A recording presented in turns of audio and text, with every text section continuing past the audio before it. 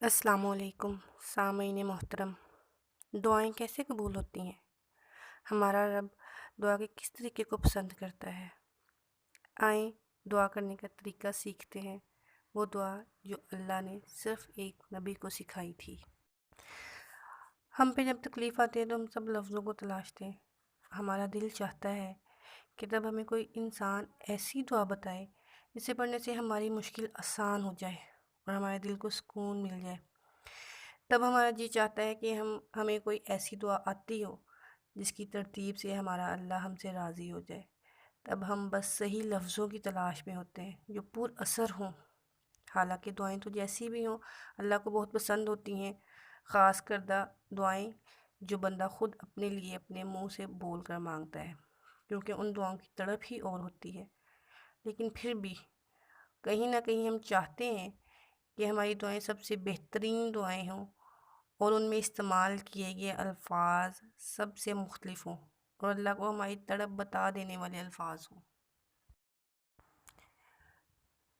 तो ऐसी ही दुआ अल्लाह ने रसूल सल्लल्लाहु अलैहि वसल्लम को भी सिखाई थी और आप सल्लल्लाहु अलैहि वसल्लम की बाकी सारी दुआएं उस एक दुआ के ही गिर्द घूमती हैं। आप सल्लल्लाहु अलैहि वसल्लम ने वो एक दुआ कभी अपनी बाकी दुआओं के दरमियान में मांगी, कभी पहले तो कभी आखिर में, लेकिन उस दुआ के बगैर कोई दूसरी दुआ नहीं की। और पता है वो कौन सी दुआ है?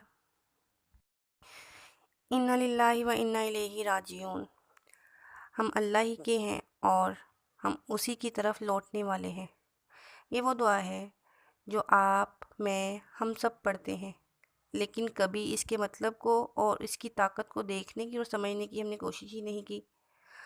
हम रोज़मर्रा की ज़िंदगी में कितनी ऐसी दुआएं बोलते हैं जो दिल से नहीं बोलते, लेकिन चूँकि हमें उन दुआओं को कहने की शुरू से आदत है, इसलिए हम बस वो फ़ॉर्मेलिटी पूरी करने के लिए कह देते हैं।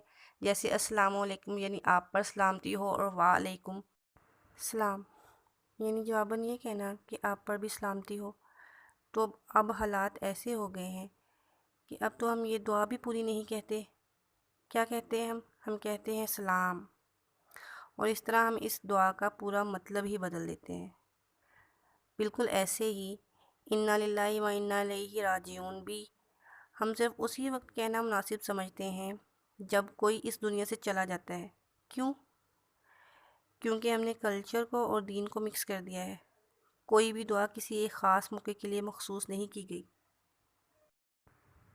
सूरह बकरा की आयत नंबर 156 में अल्लाह ताला फरमाते हैं, अल्लज़ीना इज़ा असाबतहुम मुसीबतुन क़ालू इन्ना लिल्लाहि व इन्ना इलैहि राजिऊन। यानी वो लोग कि जब उन पर कोई मुसीबत आती है तो कहते हैं हम अल्लाह ही के हैं और हम उसी की तरफ लौटने वाले हैं।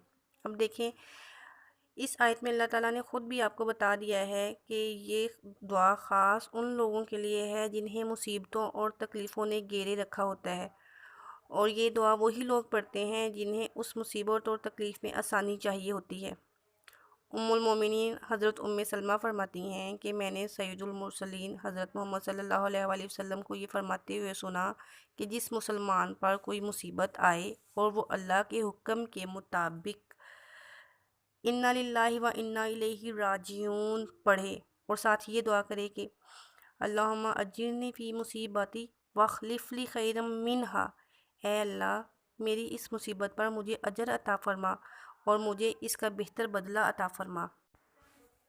तो इस दुआ के पढ़ने से अल्लाह बेहतर बदला अता फ़रमाएगा जो किसी ने खोया होगा।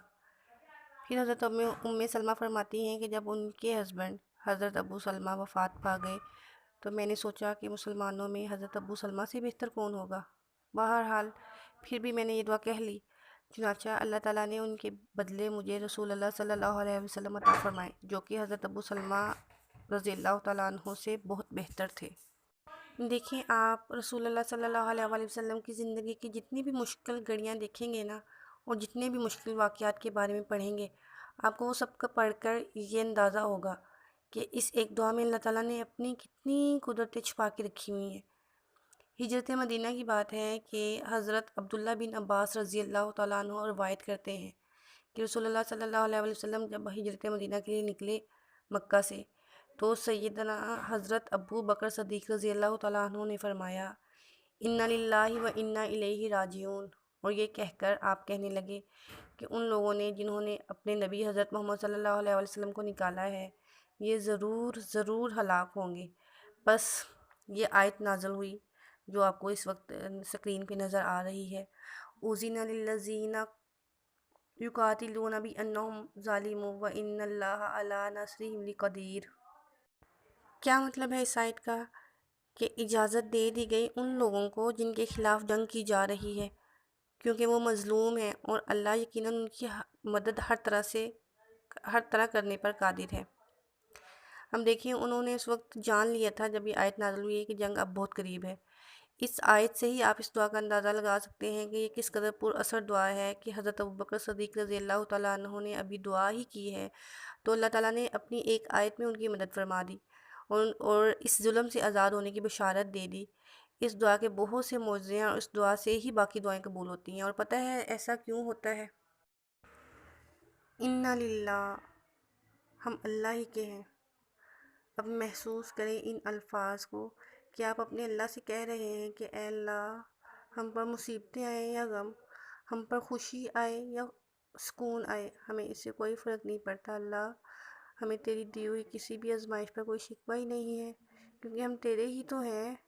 تو اپنوں کو جو بھی دے وہ تیری رضا ہے، اور ہم تیری رضا میں تجھ سے بھی بڑھ کر راضی ہیں اے اللہ۔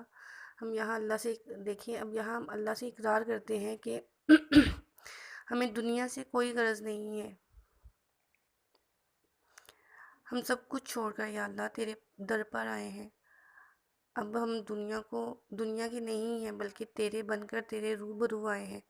تو چاہے تو اپنے پاس والی صف پہ بٹھا لے یا دور والی صف پہ، ہمیں اس سے کوئی اعتراض نہیں ہے، بس تو اپنی محفل میں کسی بھی کونے میں جگہ دے دے، ہمیں بس تیرا ہو کر رہنا ہے، ہمیں تیرا بن کر رہنا ہے، تیری محفل میں بیٹھنا ہے۔ اب دیکھیں اتنی پیاری دعا اللہ کے حضور اس کا بندہ پیش کرے تو وہ کیسے نہیں اپنے اس بندے سے راضی ہوگا۔